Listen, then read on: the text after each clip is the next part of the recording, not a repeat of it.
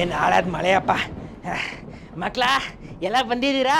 ನಾನು ಇವತ್ತಿನ ಕ್ಲಾಸಲ್ಲಿ ಈ ಹಾಳಾದ ಮಳೆಗಾಲದಲ್ಲಿ 5 ಒಳ್ಳೆ ಬಿಸ್ನೆಸ್ ಬಗ್ಗೆ ಹೇಳ್ತೀನಿ. ಮೊದಲನೇದಾಗಿ ಅಂಬ್ರೆಲಾ ಬಿಸ್ನೆಸ್ ಅಂದ್ರೆ ಛತ್ರಿ ಬಿಸ್ನೆಸ್. ಈ ಬಿಸ್ನೆಸ್ ಮಾಡಕ್ಕೆ ನಿಮ್ಗೆ 50,000 ಇನ್ವೆಸ್ಟ್ಮೆಂಟ್ ಇರಬೇಕು.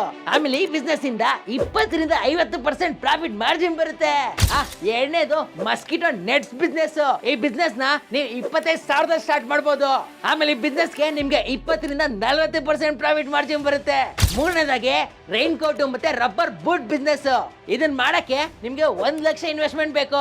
ಆಮೇಲೆ ಇದು ಪ್ರಾಫಿಟ್ ಮಾರ್ಜಿನ್ 20 ರಿಂದ 50% ಇದೆ. ಆಮೇಲೆ ನಾಲ್ಕನೇದಾಗಿ ಕೀಟ ನಿಯಂತ್ರಣ. ಈ ಬಿಸ್ನೆಸ್ ಮಾಡಕ್ಕೆ 50 ರಿಂದ 1 ಲಕ್ಷ ಇನ್ವೆಸ್ಟ್ಮೆಂಟ್ ಬೇಕು. ಆಮೇಲೆ ಇದಕ್ಕೆ 20 ರಿಂದ 50% ಪ್ರಾಫಿಟ್ ಮಾರ್ಜಿನ್ ಇದೆ.